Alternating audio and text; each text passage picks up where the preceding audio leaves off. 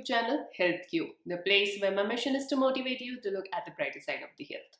In today's video, let's talk about sciatic pain. To be specific, what are the signs that will tell you that you are having sciatic pain? Sciatica is a very common problem, but more than common problem, it's mostly an overdiagnosed problem, I would say, which means anybody who experiences pain in lower back and leg region feels that he's suffering from sciatic pain.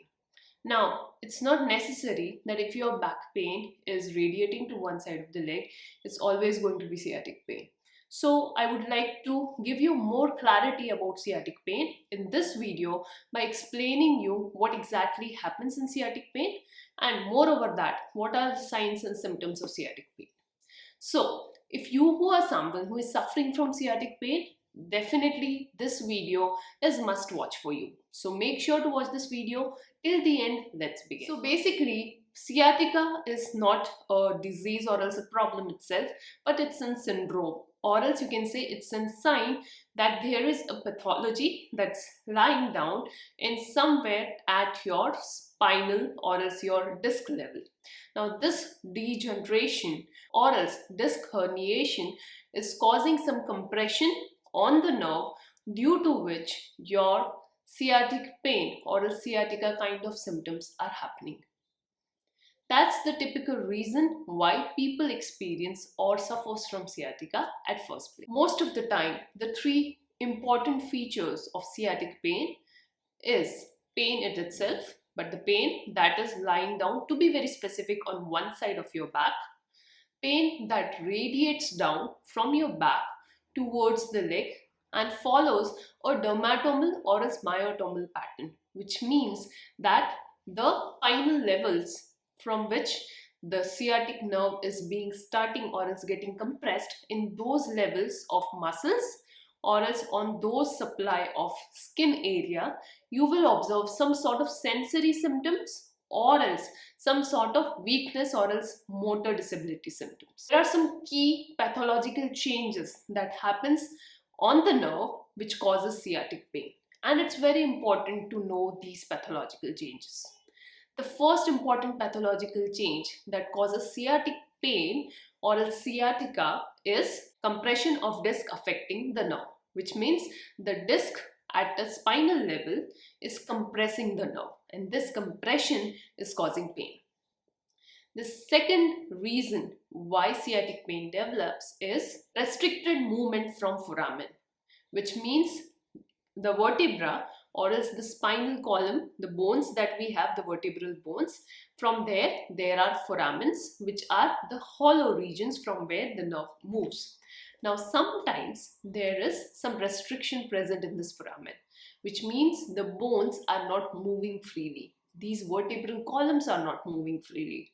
This could be due to some other reasons like stiffness, change in posture, kyphosis, scoliosis, or else your posture alignment is altered. At that time also, the nerve can get compressed and you might experience sciatic pain. Moving to the third reason why you might experience sciatic pain is adhesions along the pathway of the nerve. Now sciatic pain is the longest nerve of our body. It starts from your spine and moves till your leg. Now throughout the course of the nerve, if the nerve is being adhered to surrounding soft tissue structures like muscles, ligaments, tendons, arteries, veins, etc., those adhesion will also cause limited movements in this nerve, and patient might experience irritation and symptoms. The fourth reason why a person experiences sciatic pain is compression from these surrounding structures. Sometimes the surrounding structures like muscles, if they are tight, they will compress the nerve, and that compression will cause pain. A very simple example of that is piriformis syndrome. Now piriformis is a very important muscle from where the sciatic nerve passes. Most of the time, the piriformis muscle gets tightened, and that tightness puts pressure on the nerve and causes irritation for the patient. The next reason why sciatic pain could happen is neuritis, which means the nerve in itself gets inflamed, and that inflammation could also lead to symptoms of sciatica.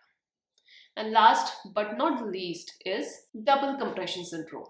Now, as I already mentioned, sciatic nerve is a very long nerve. and it's a long branch. So not only one, sometimes more than one point gets compressed by the surrounding soft tissue structures like muscles, ligaments, etc. This compression causes irritation on the nerve and patient might experience sciatic pain. So these were some of the reasons why sciatic pain is being experienced. Now let me tell you more precisely what are the typical signs of sciatic pain. First thing, pain itself originates from the spine.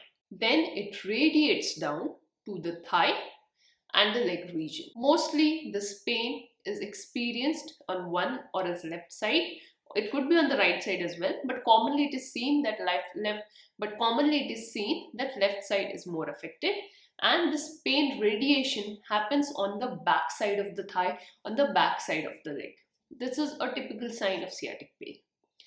The second sign of sciatic pain is in relation to its area where all the pain will be experienced. Now, pain is not only common in the back of the leg. To be very precise, the pain is commonly experienced in areas like back, lower back region, buttocks, hips, back side of the hips, back side of the thigh region. To be more precise, back and little outer side of the thigh region, as well as back side of the lower extremity or else back side of the leg region. So that was in relation to the location of the pain. Now let's move on to what kind of pain a person with sciatica will experience. A person suffering from sciatica can experience a very mild pain to a severe pain that is associated with some sensory symptoms. The pain feels more like a radiating pain or else something like current is passing from center or is the central line of the spine and is moving towards the leg. That's the typical kind of sense or a sensation a patient suffering from sciatic pain will explain to the therapist. Sometimes when the pain is too severe, it feels like more of a sharp and shooting kind of sensation.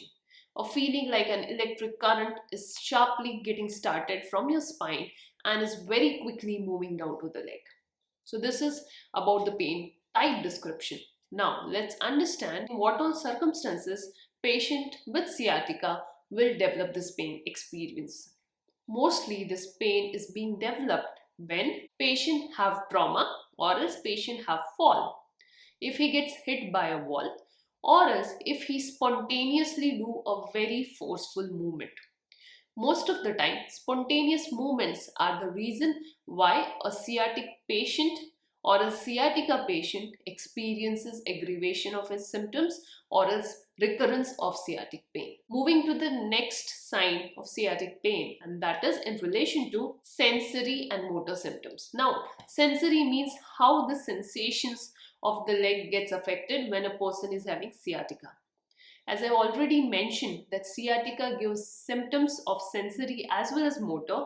That's why a patient who suffers from sciatica or sciatic pain will complain of leg numbness, pins and needles in the course of the dermatomes of sciatic nerve. So, different areas of the legs where sciatic nerve gives its sensory supply gets affected, and in those areas patient will complain of pins and needles or else burning kind of sensation and even tingling numbness kind of sensation.